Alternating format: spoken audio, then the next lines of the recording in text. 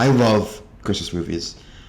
It's probably my favorite genre of film, which I don't think that's like the cool like film bro thing to say, but it's true. You know, The Apartment is my favorite movie of all time, and yes, that is a Christmas movie. I even like the really corny like Rudolph claymations or like the Charlie Brown Christmas special, and of course the classics too. It's a Wonderful Life and the corny rom-coms. All of it. I love anything taking place during Christmas time. It's just my favorite. When I saw the trailer for the Holdovers, though, I didn't clock it as a Christmas movie. I was a bit less focused on like the whiteness of the snow and a bit more focused on the whiteness of the overall vibe. You know, it's about this very white prep school where this kid named Angus, played by Dominic Sessa, is taught by Paul Giamatti, and they're gonna bond. And Divine Joy Randolph is like the one black character, or seemingly from the trailer. There's actually a couple more important black characters in the film, but you know, the one black character who's going to unite these two white guys who just can't seem to get along. That's how it came off to me, and I was so focused, like, oh, I'm just not going to enjoy that vibe. I thought we were kind of done with this Hollywood, that I, didn't really give it a chance on its own terms, which is that it's just like a really delightful movie about this kid who is at his school over Christmas break because his parents couldn't be there. Now, I should actually probably say right now, spoiler warning, I don't really know yet how to talk about movies without giving spoilers. Sorry, it's something I'll try to do better at in the future. But for now, that's what we have to deal with. Once I realized it was a Christmas movie, which was basically like minute one, I was locked in.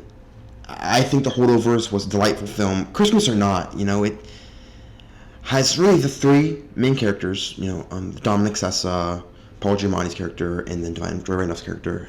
And all three go on their own unique journeys that can only have happened by being with each other. It's a film about loneliness. All three of these characters are incredibly lonely. And I wouldn't say they find family, because they kind of, in the film, all still completely alone. In fact, they're separated from each other in a lot of ways, or at least Paul Giamatti's character, whose name is also Paul, the teacher, he's separated from the other two. Once again, huge spoilers, sorry. But they have grown, and grown in a way that can only be done through being with people, through experiencing life, through being with others, you know. And I think it was really beautiful. There's this piece with the way it's shot. There's not a bunch of like frantically moving cameras or zoom-ins or intense moments of anger or anything like that. There's a bit of, you know, dumb guy banter, which can be quite harsh at times. But it's fun, and it's lighthearted, and it's kids, ultimately, and, you know, no one's getting hurt. And it's just very peaceful, you know. It's just a lot of cutting between nice-looking shots. Even the one action sequence where Paul, the teacher, is chasing after Angus. It's actually very rhythmic, you know. It's like Angus will run, and you'll see Paul run after him, and then it's like a close-up of Angus, and then he runs some more. And it's always this like very wry look to the camera. It actually breaks the fourth wall in a weird way, which you know, didn't bother me as much as I feel like it should, or even like take me out of the movie at all. When Paul Giamatti has the funniest run of all time. Like, moves his arms, but not very far, and not like forwards and backwards. He moves them side to side. Like, he's like almost like doing like a little dance, like as he's running. It's so funny. He's such a little creature. He's a little gremlin of a man. And he acts like a gremlin too. You know, the film opens with him basically giving his test results back, and he's failed pretty much all of his students. Angus is the best grade, and he's like a B+, so it's end of semester exam. And then the students all say, oh, please give us a retake. And he says, fine, I'll give you a retake. And then Angus says, okay, and then also, can we not be learning the material on the last day? Because Paul was about to give him the whole lecture, and he's like, actually, you guys are going to have to learn this new material, and also, none of you get a retake. I lied. You know, he's just a miserable old curmudgeon. He's a Scrooge, right? He's a Christmas Scrooge. And like, that's a very familiar character for me. The dialogue, especially in the first, I would say 30 minutes, was very on the nose at moments when it came to characters and their motivations. at first Angus is with a few other kids over Christmas break, and all of them kind of go around talking about, like in a way that still I think is a bit choppy, about why they're staying back, why their parents couldn't be there. It doesn't bother me much looking back because all of these kids end up actually going away regardless. One of them is like has this multi-billionaire father who takes them all skiing, but Angus's mom doesn't pick up, which is why he's the last one stuck.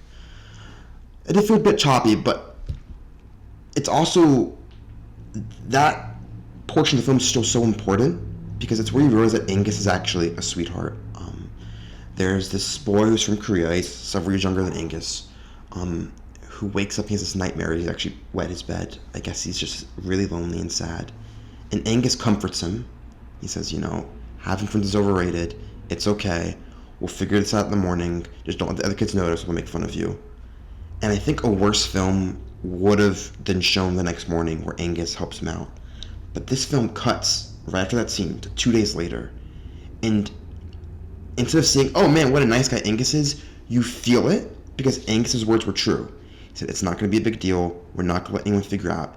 And as much as it's never entered those boys' minds because they didn't find out that this younger kid peed the bed, it doesn't enter our mind because it just cuts to the next scene and it's just the sweetest little moment.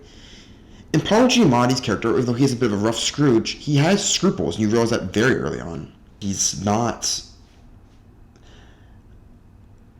mean for the sake of mean. He's mean because he believes that, kids should learn in school, and he sees the world as this burning place where all of our rights, or all of our ethics are being taken, and he feels the need to instill that in the kids, which is a bit preachy, obviously, but he's like an old preachy dude, He's the ancient, history teacher, and he spouts off Latin, and he thinks he's the coolest guy ever because of it. There's a really funny moment towards the beginning of the film where his supervisor, the principal, or the headmaster or whatever, is Paul Giamatti spouts off some random quote, and he's like, let me guess, that was Cicero? He's like, yep, that was Cicero. I don't know, you get from the beginning that, yeah, he's a bit of a jerk for sure, but he stands for something, and he doesn't like seeing people suffer for the sake of suffering. Divine Jordy Randolph's character, like I said, I was pretty worried because you see the trailer and it feels like, oh, this is like some just classic stereotypical mammy who's really only getting this to help these two guys bond. Yikes, yikes, yikes. But she's not that. She's actually given a bunch of complexity. She's given her own arc completely separate of the two. Her character, Mary, has just lost her son. This is not like a spoiler alert. This announcer is this. Once again, some of that writing's a bit too on the nose for my flavor, but whatever. She just lost her son. He fought in the Vietnam War, because he couldn't afford college. And the film is her grieving, and I wouldn't say fully accepting his loss, but at least slowly getting to that point. She doesn't want to be with her family because she's just going to be hurt. Her sister's pregnant, and she's just going to be thinking of that. It's hard, as a dad, it's really impossible to think about what it's like losing your son. So she's not there to bond these guys. She's there for herself because she can't be around family, and she needs to be away from it all. And she needs to be the last place where she was able to bond with her son, which was this school that she works at as the cook and that he attended. And by the end of the film, she does end up seeing her sister, and they do bond and have a good time. I thought that was just really sweet, and I love her character, and I love the scenes where she's drunk. Oh my goodness. It's so good. It reminds me of The Last Laugh, which is another Christmas adjacent movie. And she just looks drunk. She can barely keep her eyes open. Some of the best drunk acting, but it's also just sad, and she's crying, and it's hard to see. She goes to sleep with on the couch of the dorm watching TV, and I love how they shoot it, because they don't shoot it from the side of the TV, they shoot it from behind, so you see her and you see the TV, and I think it's to emphasize that this is not somebody who just doesn't like sleeping on their bed. It's someone who needs that TV, that silliness, that noise, that distraction, because going to bed in your own thoughts sometimes is really hard. especially, with a loss like hers. But the crux of the film was actually, of course, about Angus and Paul, and the two of them bonding very slowly. They're both kind of assholes. Angus is also an asshole, not quite as much as Paul, but he does have his asshole-ish moments. But they're also both still human beings. Paul suffers from various physical ailments. He has a really bad lazy eye, which I can very much sympathize with.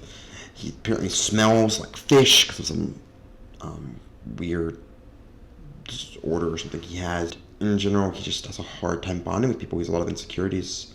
Angus, at first, we're led to believe that his father died, but it actually turns out that his father had some lapse of sanity, and it started off with him just acting funny, and then it got violent, and they had to kind of put him in an institution, which is why Angus so badly wants to go to Boston to visit him. It's why he's so crushed when he finds out from his mom, who has finally met another man, that she's not going to come pick him up for vacation. She's not going to take him to Boston where his dad is. So Angus is able to convince Paul to go to Boston just because he wants to go. He claims because he wants to go somewhere, but of course we know he wants to see his dad. The movie just does such a great job in that moment. It's crushing to see Angus with his dad. He's telling his dad all the good he's doing. He just wants his dad to say, "I'm proud of you, son. You have good grades. Things are going good for you." And instead, his dad just kind of mutters some nonsense about how he thinks they're poisoning him. Which, who knows? They might be. I don't know if 70s mental institutions have necessarily aged the best in terms of how much we trust. They may or may not be poisoning their patients. But either way, crushes Angus. But then you get the best scene in the film, where Paul's talking to him after, and he says, "You're not your father's son. I mean, you are your father's son, but you're not your father. You are not your father. You're different because every man is different." And then he corrects himself and he says, "Not every man, because you're still a boy." And it's just so sweet. And their moments together are so sweet. And then it gets interrupted. And the way life does, right? There's not always a fade to black. Sometimes Divine Joy Randolph walks into the room.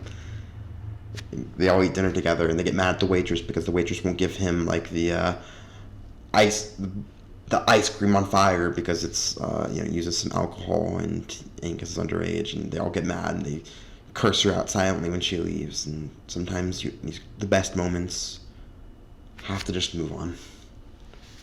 I loved that. The film ends with Paul and Angus being caught. They find out that Angus convinced Paul to let him see his father. This is, of course, not good for his father, who's already pretty mentally unstable.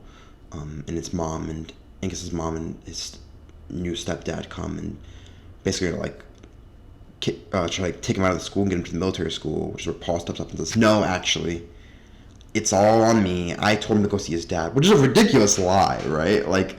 It's barely believable, even if we didn't know it was a complete fabrication.